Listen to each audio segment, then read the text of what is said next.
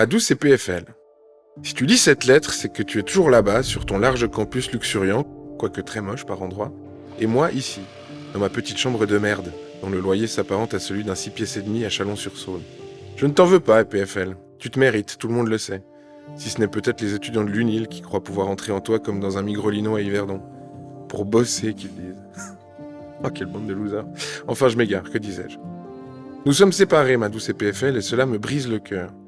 Si proches, j'habite au Vortex, sorte de cockring habitable dont l'intérieur aurait été décoré par une version daltonienne de Valérie Damido en partenariat avec Ikea Tchétchénie, et pourtant si loin.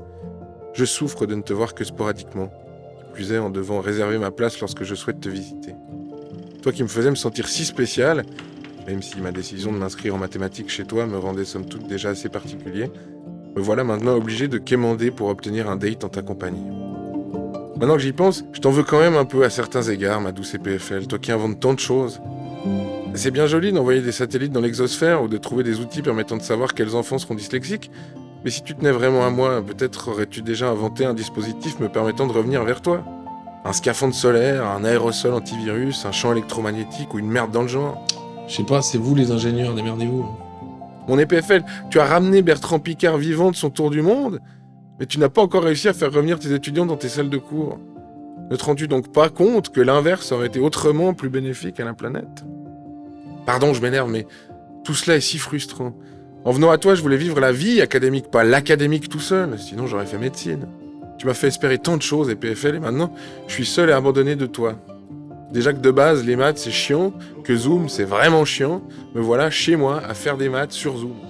Avec nos études par écran interposé et notre vie étudiante sans loisir, l'EPFL n'aura jamais autant fabriqué de robots.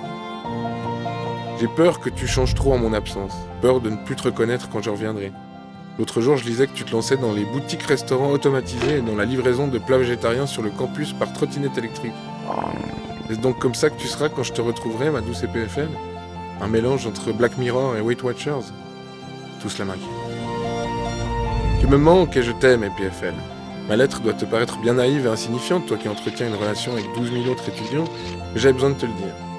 Je t'aime depuis le jour où je t'ai rencontré, à Balélec 2015, lorsque j'étais encore gymnasien et que tu m'avais si gentiment laissé vomir sur toi aux alentours de 2h30 du matin. Depuis ce jour, je n'ai rêvé que de toi. J'espère que ces quelques mots te trouveront en forme et que tu sauras les apprécier malgré ce petit côté inaccessible que tu aimes bien mettre en avant ces derniers mois.